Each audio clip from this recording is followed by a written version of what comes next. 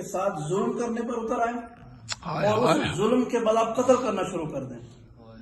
یہ جو دشمنی ہے یہ ناقابل معافی ہے کہ آپ ظلم بھی کریں اور پھر قتل بھی کریں. اور اللہ کے رسول نے ایک دفعہ نہیں 20 دفعہ یہ جملہ کہا فاطمہ تو بضعۃ منی، سبحان اللہ، میرا ٹکڑا ہے.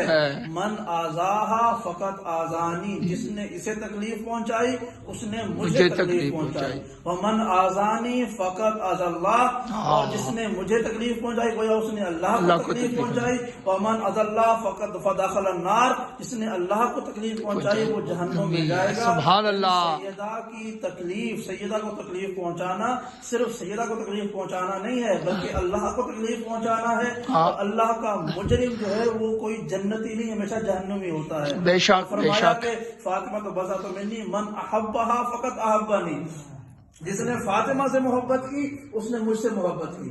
ومن احبانی فقط احب اللہ، جس نے مجھ سے محبت کی اس نے اللہ سے محبت کی. ومن احب اللہ فدخل الجنہ، جس نے اللہ سے محبت کی کوئی وہ جنت میں داخل ہو گیا. یعنی جنت اور جہنم کا معیار دیکھیے مومنین کرام، یہ کوئی جذباتی جملے نہیں ہیں. بسم اللہ. میں بڑی ذمہ داری سے مسلح عبادت پہ کھڑا ہوا، آپ حضرات کے سامنے یہ ریکارڈ بھی ہو رہا ہے، آپ کے ذہن میں بھی رہ جائے گا.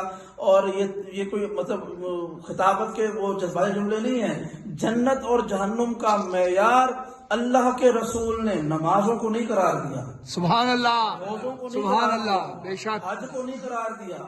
یہ نہیں کہا کہ جو 5 وقت نماز پڑھے گا وہ جنت میں چلا جائے گا، جو نمازیں نہیں پڑھے گا جہنم میں چلا جائے گا. وہ اپنی جگہ پر اہمیت ان کی موجود ہے. لیکن اس حدیث میں فرمایا کہ جس نے فاطمہ سے محبت کی وہ جنت میں جائے گا اور جس نے فاطمہ سے دشمنی کی وہ جہنم میں جائے گا.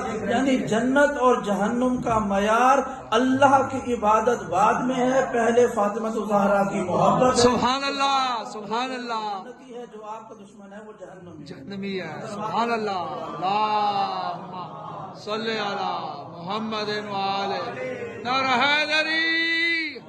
بی بی زہرا کے دشمنوں پہ لعنت. بلند تر صلوات.